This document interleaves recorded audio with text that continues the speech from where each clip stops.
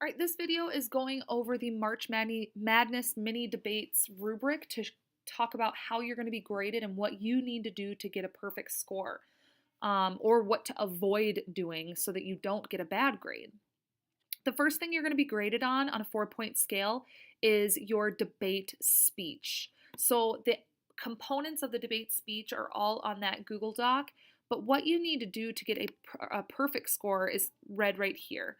Your debate speech must be above and beyond to get 4 points, meaning that all of the parts of the debate are especially clear, meaning that we understand what you're talking about and we can hear you and we get it. And that your speech is informative, that you're informing us a lot about your topic, and that you're persuasive, meaning that you are encouraging us to think the way you do on your stance. It should be obvious that you are well researched on the topic, that you're very knowledgeable on the topic. On the flip side, what you want to avoid is we don't want you to be ill-informed, meaning that you're not informing us, you're not persuasive, and we don't want you to seem like you're not well researched, like you have no clue what you're talking about. So that's kind of the do's and don'ts for the debate speech. You'll also be graded on a 4-point scale for research quality. So this is all of the stuff that we're going to be taking a look at with databases and websites to find information on your topic. So in order to get 4 points on the research is that your research was above and beyond. That means that you have more than one credible sources and you use those sources and they had a lot of quality content. Okay, so we're looking for credibility, high quality, and lots of different resources.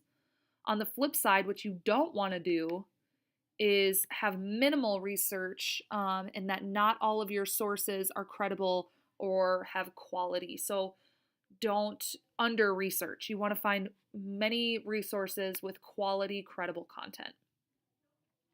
MLA citations. So you will be graded on your citations, and we're going to practice those in class. But in order to get a perfect score on your MLA citations, you must, again, go above and beyond. This means that you give appropriate credit for all information that you use, so you're not plagiarizing. Every single source that you've used throughout your research to develop your debate have to have an MLA citation. So that means that you have more than one MLA citation on the worksheet in that section.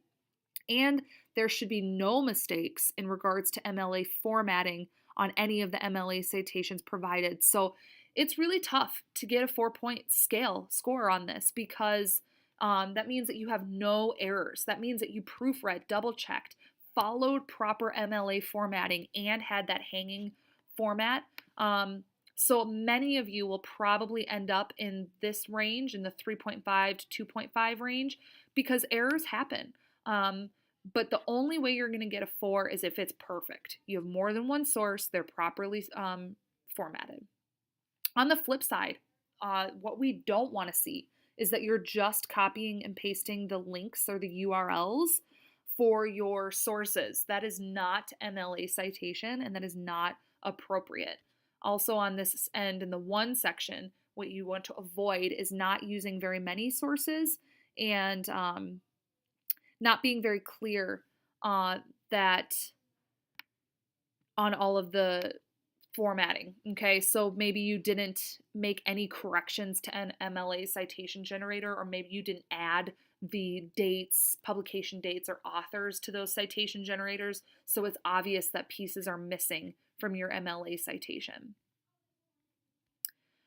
So moving on to cross-examination, there's 2 components to this section. The first component is your questions that you ask, and the second component is how you respond to questions that are asked of you. So in order to get a 4-point grade on this section, that means that the cross-examination questions and responses to the opponent's cross-examination questions are above and beyond. That means that the question that you asked are thought-provoking and they're relevant to the topic. So they should be captivating, interesting, get your audience thinking, and they should also be on topic. This also is meaning that the student is able to effortlessly and appropriately respond to questions being asked.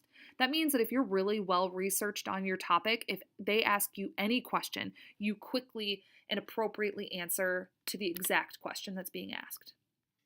On the flip side, the don'ts, what we don't want you to do for the cross-examination section, is that your questions may be off topic, distracting, or confusing. So think about your questions ahead of time to make sure that they are on topic, not distracting, and not confusing.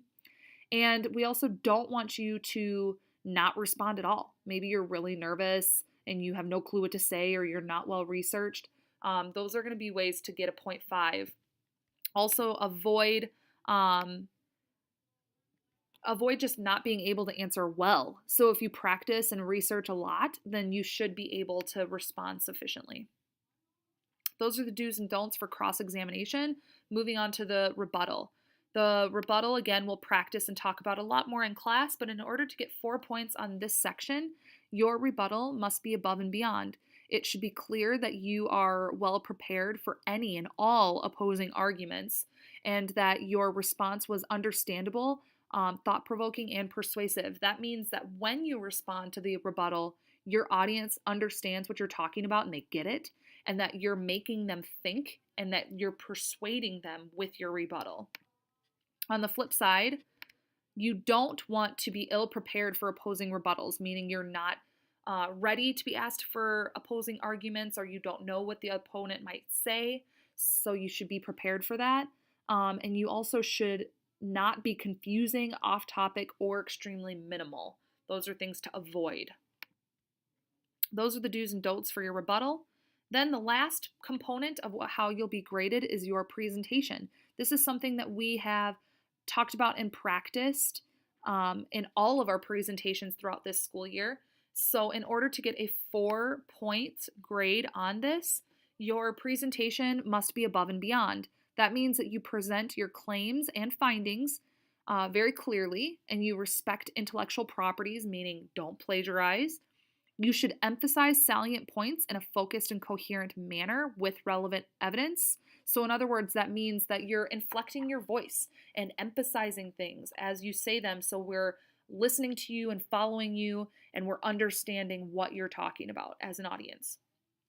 You must have sound, valid reasoning and well-chosen details, so you're picking and choosing from your research smart and strategically. And you must use appropriate eye contact, adequate volume, and clear pronunciation. So it's how you present all of that information as well. So there are many components to this that you have to do in order to get that perfect score. So again, many of you may be in this 3.5 to 2.5 range, because if you miss 1, 2, or 3 of them, or even 4, it just goes down one step for each of those components that you're missing. What you want to avoid doing to not get a bad grade, you don't want to show me that you did not practice your presentation. You also want to be clear, and if you're not clear and you're not appropriate for the task, then you're going to get down here, okay? So if it's confusing, or you're swaying and being distracting, and you're not using eye contact, and you're mumbling and I can't hear you, that's the way you're going to get down here, is if you're missing all of those pieces. So I hope this gives you a clear indication on what we're looking for the March Madness mini debates. I encourage you to read through this rubric yourself to get an idea of what the expectations are. And of course, if you have any questions, you can come talk to me at any time.